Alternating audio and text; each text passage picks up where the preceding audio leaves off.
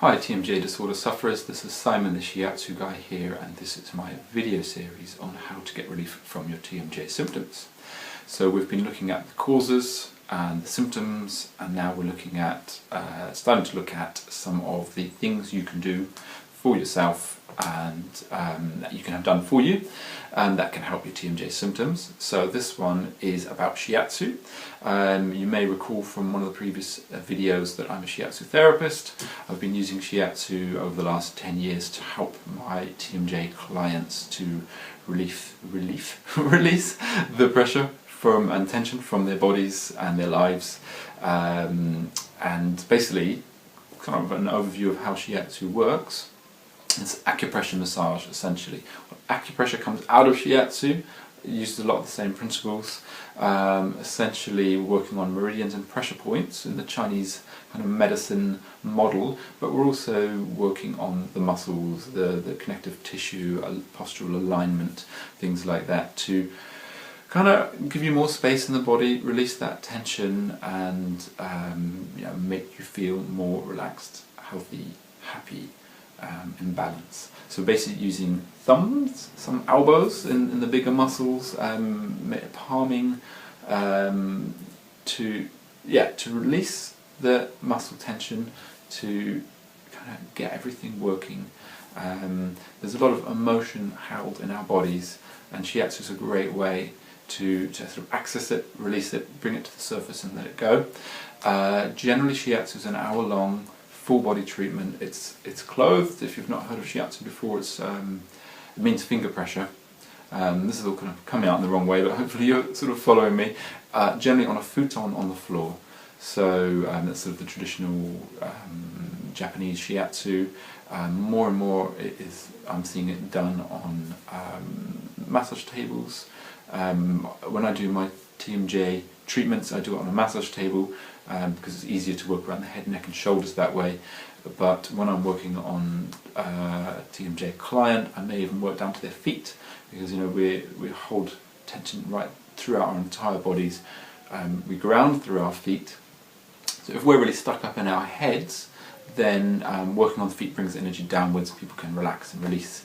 So it's not so intense up here, but I do also work into the jaw muscle, into the scalp, on the face generally, the neck, shoulders, into the upper chest here, because if we've got tight chest and pectorals, then that also has an impact on the back, because this is sort of like a unit. So if you've got tension here, tension in the back, tension in the neck, tension in the head, so it's all kind of linked in. So I use Shiatsu as my kind of foundational treatment, and I put the other therapies into that treatment. So that's probably a little bit all over the place, but the idea is that you kind of get a concept of how Shiatsu works to release tension in the body, relax the person, release the emotional kind of charge, and then we can kind of access the TMJ and the muscles of the head in a deeper way. So the next videos we're talking about craniosacral therapy and reset.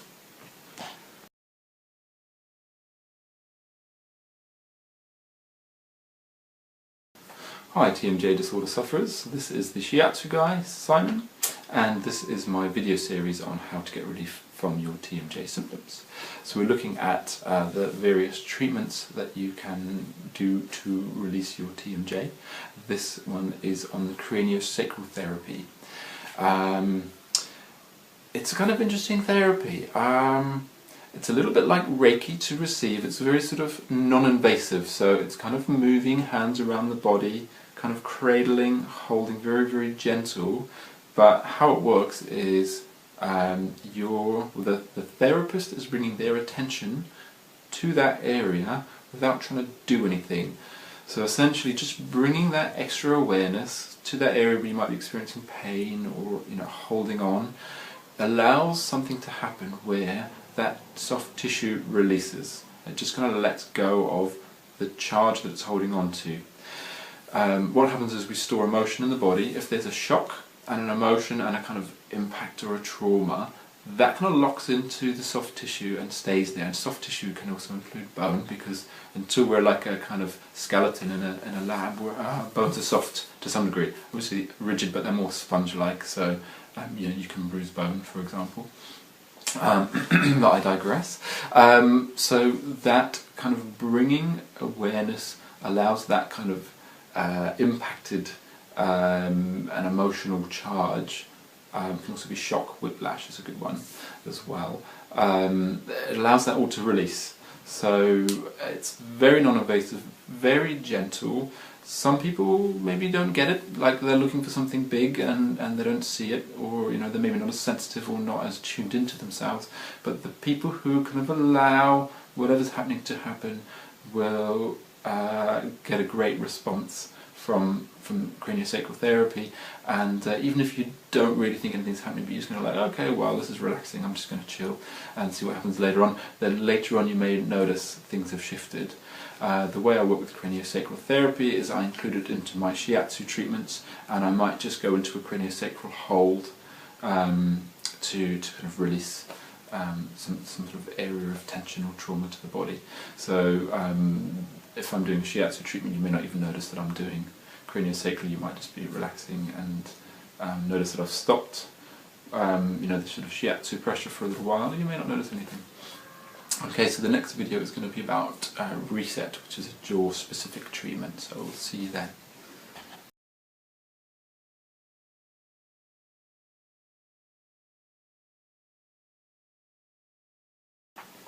Hi TMJ Disorder sufferers, Simon the Shiatsu Guy here, and this is my video series on how to get relief from your TMJ symptoms.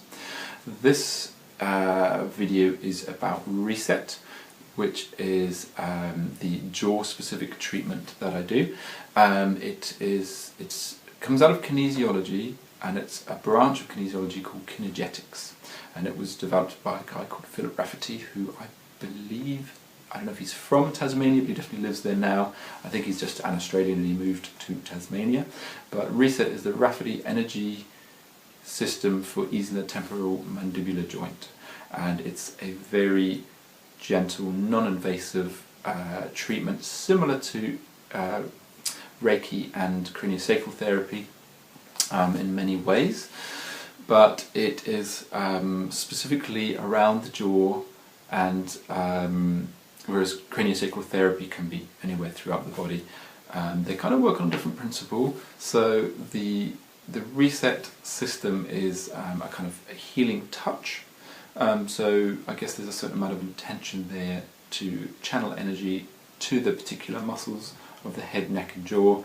Also the kidneys, charging the kidneys, because that's linked to the fight or flight response, taking water into the system. Sometimes we're drinking water but we're dehydrated because the body's not using it. So we kind of start and end each reset treatment by charging the kidneys, so that the kidneys come into balance, to sort of balance cortisol, adrenaline, let the body relax, and then it's about the kind of healing energy, tonifying the muscles. So if they're too tight or too loose, it's about bringing them back into balance so that the jaw can rebalance, and then the tension can be kind of released or balanced up. So yeah, I find it to be very powerful. I've been working with reset for over 10 years now. I did my first reset training in India, in Goa, in 2005 or 6, something like that, and I've done a more recent top-up level 1 and 2 in London with a reset teacher here. So yeah, it's very powerful and still relatively unknown, but also helps with lots of other things like the tinnitus and other symptoms of TMJ that are not always obviously linked to the TMJ joint. So yeah, that's reset, and in future videos we're going to look at some different self-care techniques that you can do. So we'll see you very soon.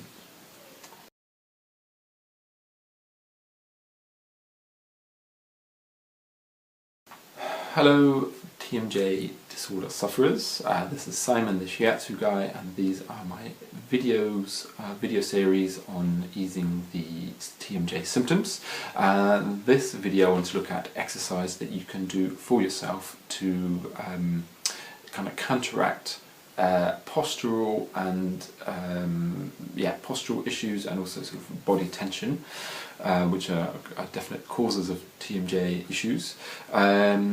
The main thing I would recommend is a regular yoga practice, because it's a kind of full body stretching and strengthening and relaxation technique. I use an app called Yoga Studio app. I think it's about £4. It's on Apple products and also sort of Android, and I think you can even get a laptop or a desktop version.